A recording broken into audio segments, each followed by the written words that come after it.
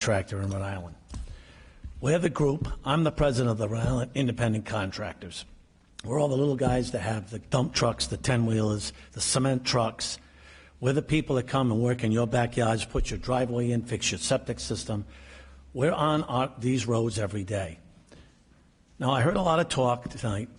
We're the 40% that you're talking about that are going to get hit with this. And our members are frankly very frightened over this, the tolling part.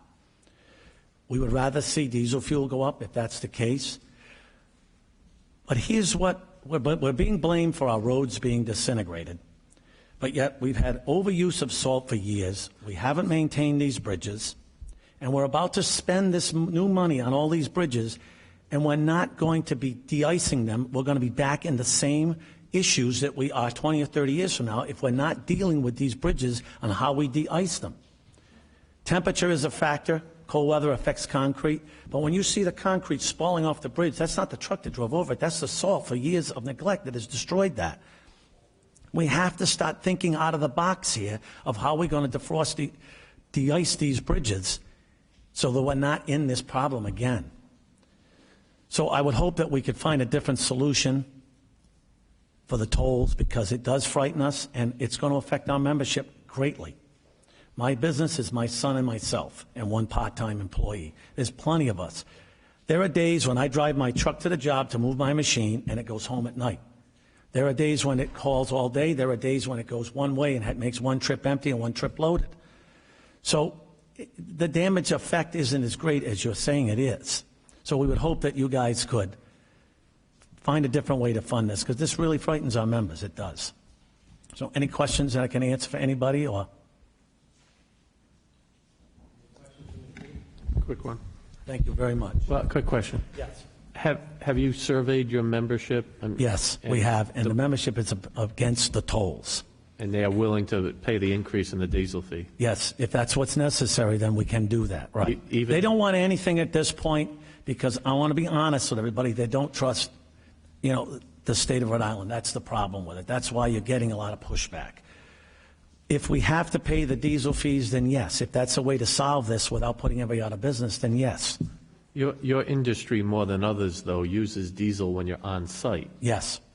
You're still okay with that? Yes, because on site you have an on-road tax and an off-road tax. So I have 2 tanks in my yard, and I have on-road for the trucks, and the equipment goes in a separate tank, and it's dyed red, and it's off-road. And we get a tax, we get 25 cents off for being off-road. Very good. Thank you. All right. Any other questions? Thank you very much. Glad it's coming. Thank you. Wayne Martini.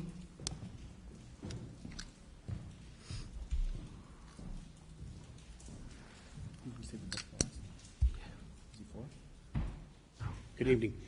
I'm Wayne Martini, representing Sarah Martini and Martini's Oil.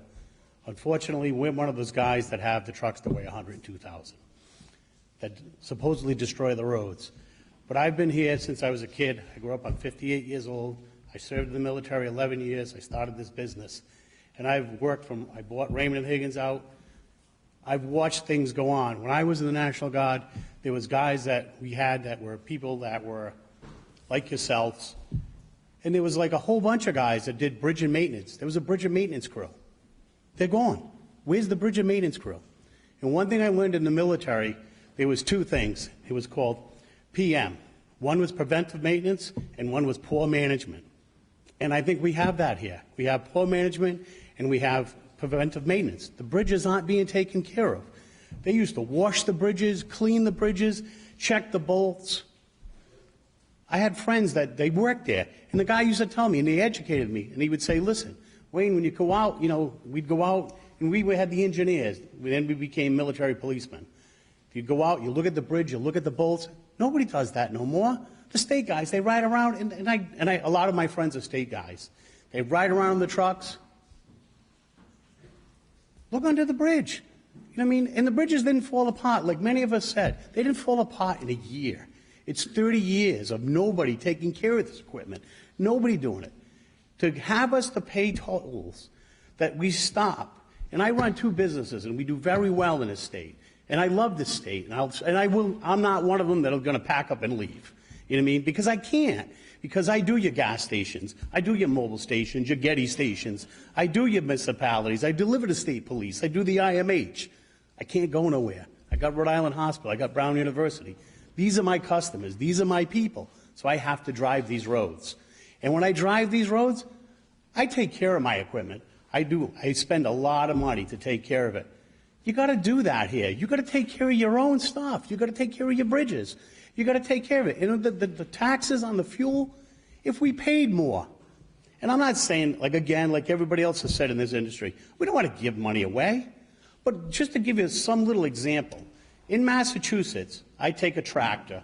I go up to the Mass Registry up in Millbury, which now it moved, but it was, the tractor's $350. The trailer's $350. So you pay $700 a year for that vehicle to carry overweight. What do you pay in Rhode Island? Nothing. Nothing. Because I'm registered in Rhode Island. So I pay nothing. I pay my registration, which my tractor's $1,700, but my trailer is $12. Add it to that. I don't want to give money away, but I want to stay here. I want to keep going. I want my company to go that I can have another generation run it and go or sell it off. And you know, I can say, hey, this place is a great place. I love Rhode Island. A lot of people don't. A lot of people, I fight everywhere. My kids moved to Arizona. Every time I go there, people go, wouldn't you want to live here? I said, I'd stab myself in the eye to live in Arizona. I want to be in Rhode Island where I can go to the beach. And I go to Dunkin' Donuts and the guy goes, hey, Wayne, here's your coffee. Like, cheers. They know your name. They know who you are. You know what I mean? And it's terrible. You get stopped by the state police. The guy goes, hey, you're in the National Guard, huh, Wayne? Yeah, okay. All right, go on. Go on. Just fix the truck. Okay. But that's what I like. But you're killing us. You put tolls up, and I run a business. I run an oil company. My thing is, if you don't pay me, you don't get your oil. I'm sorry. That's just the way it goes. If you don't like it, call somebody else. You're going to run through these gantries. You're going to go, and I'm going to send you a bill. ABC Trucking. You think that guy's going to send you a check? Or the guy from South Carolina that comes through? And no disrespect to anybody. He just, with no name on the side of the truck. Mine have my name, my DOT number, all my markings. I have American flags. I was a veteran. And I love it. And I thank you for your service, sir. You went to Vietnam. God bless you. But only National Guard in Rhode Island. Well, I wasn't old enough. But what I'm trying to say is, you know, I mean, they're not going to pay. They're going to drive through. You stop the people on the bridge going to Pawtucket. You stop the guy. He didn't speak English. You gave him a ticket. You handed it to him. It's $3,000. You think that guy paid? You never saw him again. And when you ran his registration, the truck wasn't registered to him. I got guys on Plainfield Pike that have 3 trucks with the same plates on them. I look at them, I watch them go by. I'm like, you know what I mean? I go, come on. You know what they go? Oh, we went to the Johnston Registry. What's the Johnston Registry? Take the plate off that truck, put it on that truck. So if you go through the toll, how are you going to charge this guy? He doesn't exist. If you did the tolls, which I'm dead against, use the Easy Pass. You got the guy. The money's there ahead of time. I don't want the tolls. I oppose the tolls. I'll raise my fuel tax.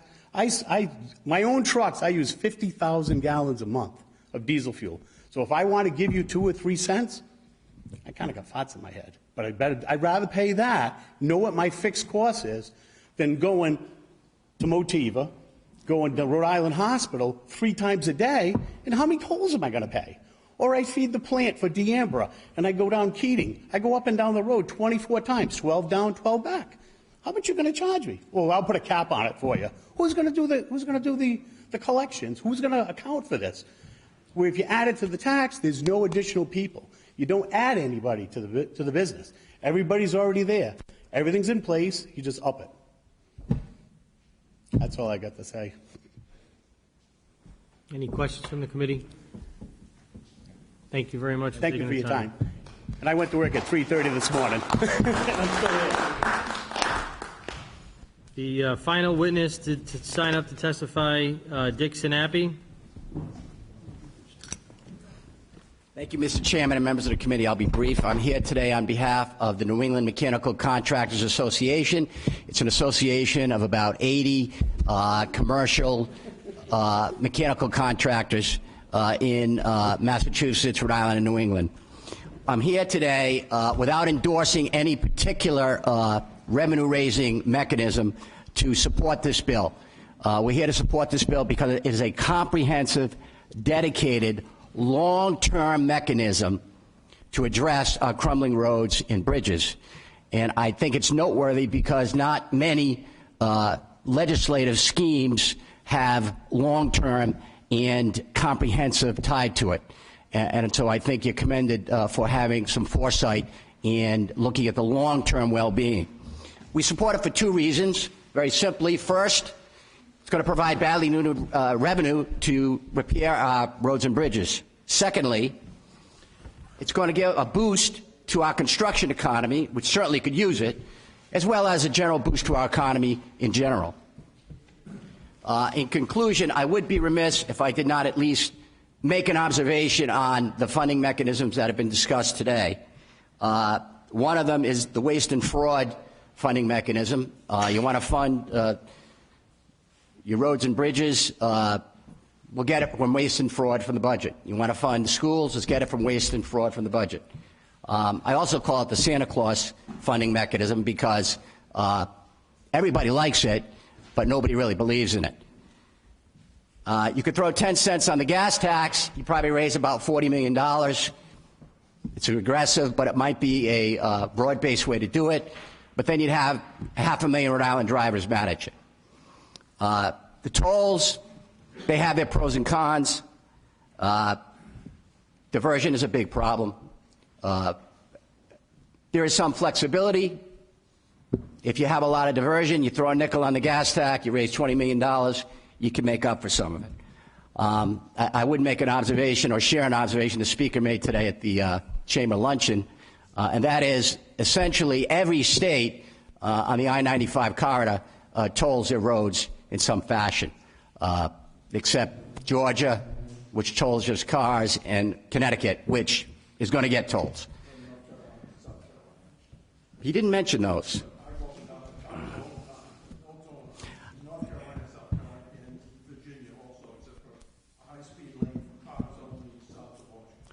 And I think you're right on 95. I think he was mentioning roads generally, not necessarily 95.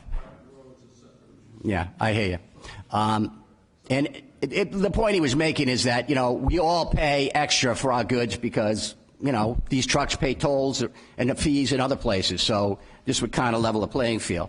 I do see, though, and I hope that if tolling is the mechanism that's chosen, as Senator Sosnowski has indicated, and even the chairman, the fine-tuning has not been done. I certainly hope something would be done to take into account and assist the local truckers who would be disproportionately and substantially hit by the tolling mechanism to somehow subsidize or assist them. But in any event, in closing, I would just say what my dad used to say when I was a kid, be good. If you can't be good, be bad. But by all means, do something. So I urge you, let's take action. Let's not let our roads and bridges continue to crumble. Thank you. Sure. Thank you very much. Any questions from the committee? Hearing none, thank you. Mr. Chairman, motion to hold 2246. Senator DePalma moves to hold 2246, second by Senator Sosnowski. Senator O'Neill, all in favor? Aye. Opposed, ayes have it. Motion to hold 2247. Motion made by Senator DePalma, second by Senator Sosnowski. All in favor? Aye. Opposed, ayes have it. Motion to hold 2153. Motion made by Senator DePalma, second by Senator Sosnowski. All in favor? Aye. Opposed? Motion to hold 2248. Motion made by Senator DePalma, second by Senator Felag. All in favor? Aye. Opposed, ayes have it. Second. Oh, my God.